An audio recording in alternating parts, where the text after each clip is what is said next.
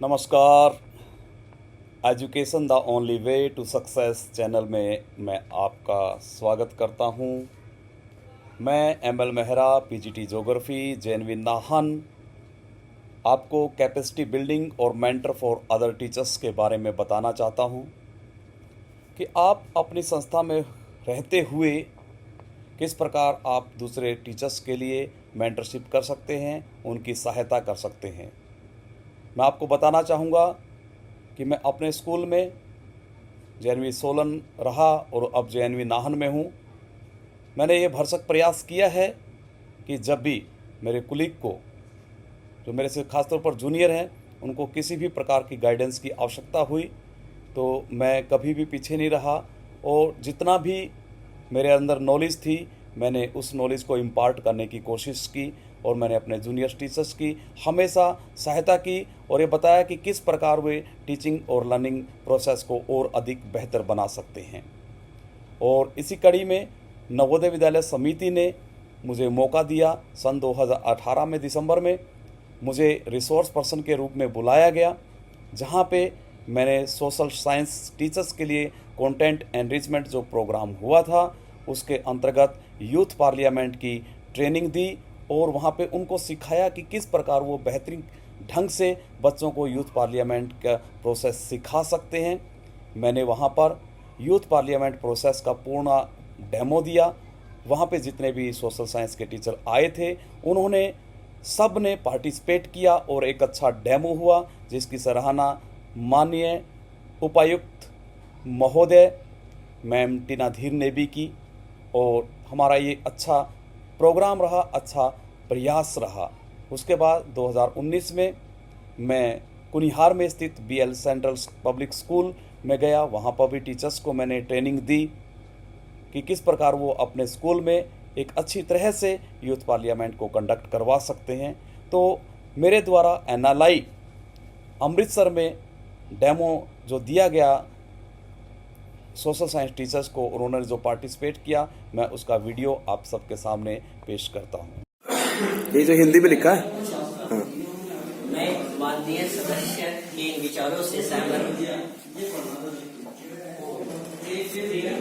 पहले भारत को स्वच्छ बनाने के लिए स्वच्छ भारत आंदोलन का आगाज किया है। यह एक ऐसी मुहिम है, एक ऐसा अभियान है जिसमें आगे वाले 5 वर्षों में हम हर परिवार को शौचालय सहित स्वच्छता सुविधा उपलब्ध कराना चाहते हैं।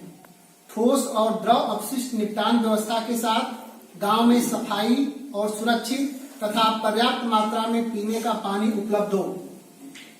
अध्यक्ष महोदय, अब मैं स्वच्छ भारत अभियान के उद्देश्यों पर चर्चा करना चाहूंगा। भारत सरकार का ये अभियान राजनीति से ऊपर है और देशभक्ति से प्रेरित है। इसमें करीब 62,000 करोड़ रुपए खर्च होंगे।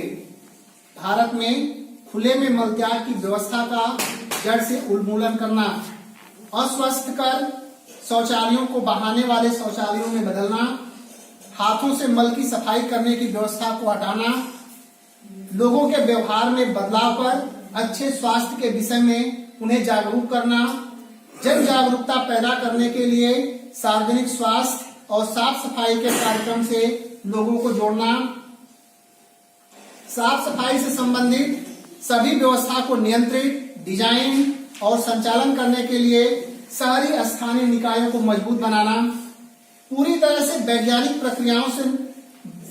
प्रक्रियाओं से निपटानों का दोबारा प्रयोग और म्युनिसिपल ठोस अपशिष्ट का। बिहार, छत्तीसगढ़ और झारखंड में नक्सलवाद की समस्या बढ़ रही है। ख, यदि है तो ब्यौरा दीजिए। ग, सरकार इस समस्या के समाधान के लिए क्या कार्रवाई कर रही है? अध्यक्ष महोदय जी, इसमें कोई संदेह नहीं है कि हमारी आंतरिक सुरक्षा के लिए आज नक्सलवाद आतंकवाद से भी बड़ा खतरा बन चुका है। 20 वर्ष में देश के 12,000 से अधिक लोग मारे जा चुके हैं। इस वर्ष भी मार्च में छत्तीसगढ़ के सुकमा जिले में हुए नक्सलवाद के हमले में 12 सीआरपीएफ के जवान शहीद हुए और अब 24 अप्रैल को ही पुनः सुकमा जिले में 99 जवानों पर 300 नक्सलवादियों ने हमला कर 25 जवानों को मौत के घाट उतार दिया। इसके साथ साथ नक्सलवादी संगठनों ने अपने नक्सल प्रभावित क्षेत्रों में मुख्यतः पुलिस के जवानों, पुलिस स्टेशनों, जेलों और रेलवे के अलावा आम जनता को भी अपना निशाना बनाया है। नक्सल प्रभावित राज्यों में स्थित 12,476 पुलिस स्टेशनों में से 701 पुलिस स्टेशनों पर हमले की सूचना सरकार के पास है। नक्सलवाद की अध्यक्ष महोदय, मैं सदन को अवगत कराना चाहता हूं, नक्सलवाद की समस्या से निपटने के लिए सरकार ने नक्सल प्रभावित क्षेत्रों में राज्य पुलिस के साथ सहयोग करने व संयुक्त रूप से नक्सली वारदातों से निपटने के लिए 26 बटालियन और उनके जंगलों में मोर्चा संभालने के लिए प्रशिक्षण हेतु व पुलिस फोर्स को आधुनिक बनाने के लिए संबंधित राज्य को 1,000 करोड़ रुपए की आर्थिक सहायता मुहैया कराई है। लैंडमाइन से बचाव के लिए राज्य सरकार को माइन प्रोटेक्टेड व्हीकल और रिजर्व बटालियन के लिए 21 करोड़ की धनराशि की आर्थिक सहायता दी गई है। पुलिस द्वारा नक्सलियों के विरुद्ध की गई कार्रवाई में 17.7% की वृद्धि हुई है। लगभग 4575 नक्सली गिरफ्तार किए जा चुके हैं और लगभग 9486 नक्सलियों ने आत्मसमर्पण किया है। पिछले 2 वर्षों की तुलना में नक्सली गतिविधियों में 12.7% की कमी आई है। 24 अप्रैल को छत्तीसगढ़ के सुकमा में हुए भयानक हमले के बाद हमारी सरकार चुप नहीं बैठी है। अध्यक्ष महोदय, हमारी सरकार ने अपने नक्सल विरोधी नीति में एक बड़ा बदलाव करते हुए 8 सूत्रीय समाधान फॉर्मूला पेश किया है, जो इस प्रकार है। अवगत करवाना चाहती हूँ कि महिलाओं पर हो रहे अत्याचारों को रोकने के लिए पिछले 60 वर्षों से कई नियम बनाए गए, किंतु क्या कोई भी नियम प्रभावी रूप से लागू हो पाया?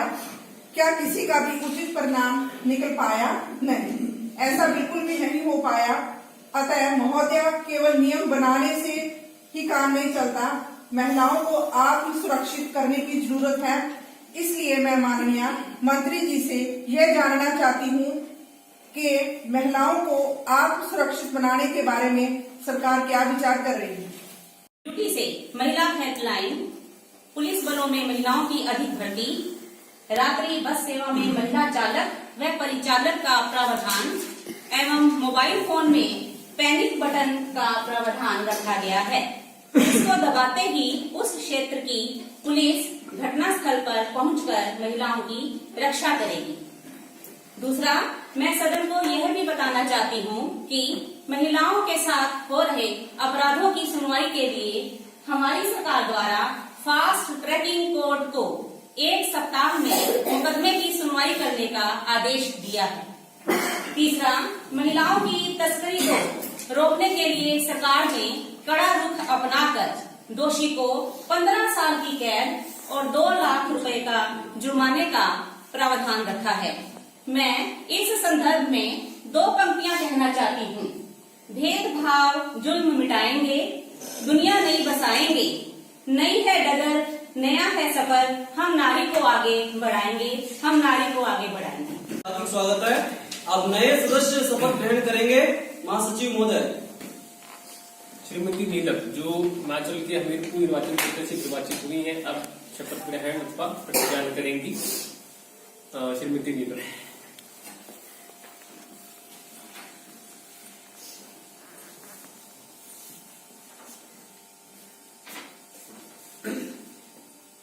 महोदय, आप शपथ ग्रहण करेंगे अथवा प्रतिज्ञा करेंगे? मैं शपथ ग्रहण करूंगी। ठीक है। आप किस भाषा में शपथ लेना चाहेंगे? अंग्रेजी में। ठीक है। ओके। जिस भाषा में? Having been elected a member of the lower house of the youth parliament, do swear in the name of God that I will bear true faith and allegiance to the Constitution of India as by law established, that I will uphold the sovereignty and integrity of India, and that I will faithfully discharge the duty upon which I am about to enter.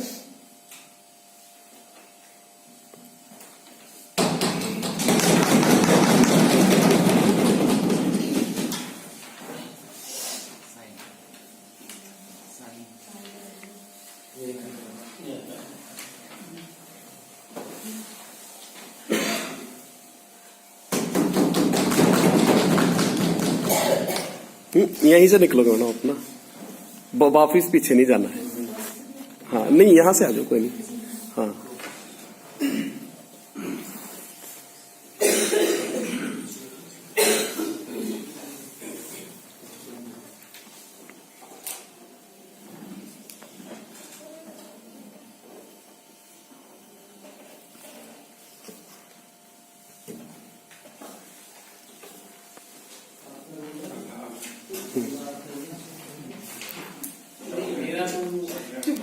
अब आप sir वो शोक प्रस्ताव पढ़ेंगे। अभी तो महासचिव है। नहीं वो कैंसिल है ना, एक ही लिया ना हमने शपथ का। इसमें कैंसिल है।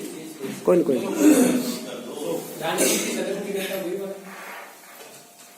माननीय सदस्यगण, जैसा कि आप सभी को विदित है, आज हम 2 महीने पश्चात मिल रहे हैं और मुझे सदन को यह सूचित करते हुए अत्यंत खेद है कि हमारे सदन के एक बहुत ही सक्रिय नेता, जो कि हिमाचल प्रदेश के हमीरपुर निर्वाचन क्षेत्र से थे, माननीय दिनकर जी का निधन हो चुका है। वो एक सक्रिय सांसद, एक कर्मठ राजनेता, सामाजिक कार्यकर्ता थे, जिन्होंने की युवाओं में प्रेरणा जागृत की थी। अब मैं उनका निधन 5 अक्टूबर 2018 को 60 साल की उम्र में हो चुका था।